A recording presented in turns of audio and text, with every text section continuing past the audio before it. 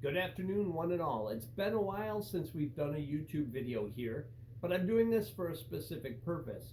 Yesterday, I was diagnosed with the coronavirus, or COVID-19 as it's known in some circles, and I wanted to share with you my journey throughout this illness and kind of help dispel some of the fear that's going around about it. The first question people ask me usually is, how did you get this virus?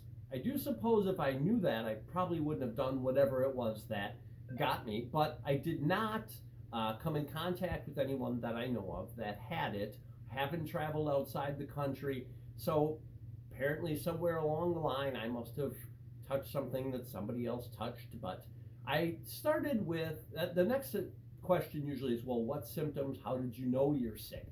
The first thing is I got some sniffles that went away in like a day or two.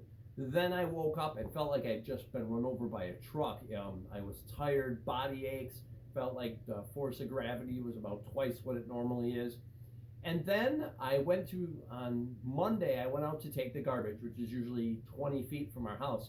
And I ended up getting winded. Well, I have asthma, so I came in, took my inhaler, and it only seemed to exacerbate the symptoms. And so something's not right here. Called the doctor. They said, well, just stay at home because of my asthma and my heart. I'm a high risk individual. So they didn't want me anywhere near a doctor's office.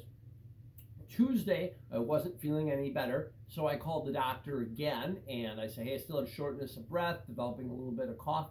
And they said, well, stay home, still feel better, stay away from the hospital.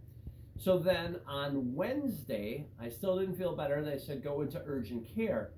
I went into urgent care. I had to wear a mask, which ironically, I was the only person in the waiting room with a mask on. I went in back, and these ladies in what looked like hazmat suits helped me, all very nice.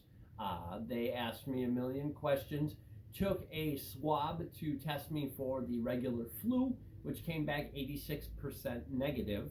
I got a chest x-ray, which they tested for pneumonia and to take a look at my lungs and heart, make sure there was no fluid around my heart. Everything looked great there.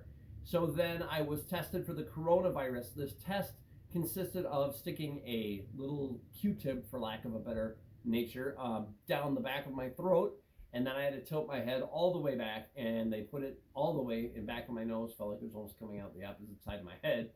Didn't feel the best, but it was over in 10 seconds on each nostril, so it wasn't that bad.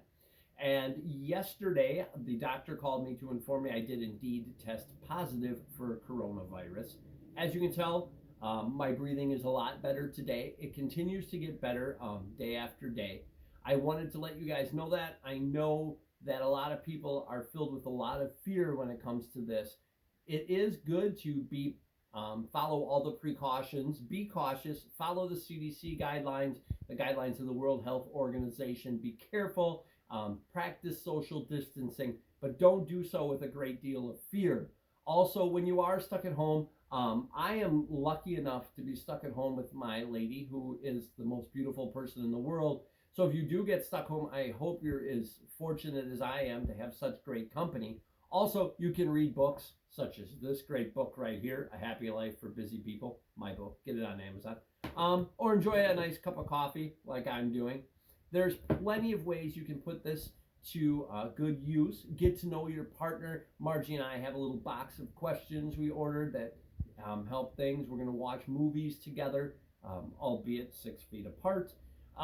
There's lots of good things. If you guys have any questions for me, feel free to leave them in the comments. If you have been diagnosed yourself, I would love to hear more about your experiences. I'm going to keep you guys updated as to what happens and how I feel. So do check back. And if you want other great motivational and inspirational videos, don't forget to hit subscribe. Until then, remember, even in the age of quarantining and social distancing, the light at the end of the tunnel could be you.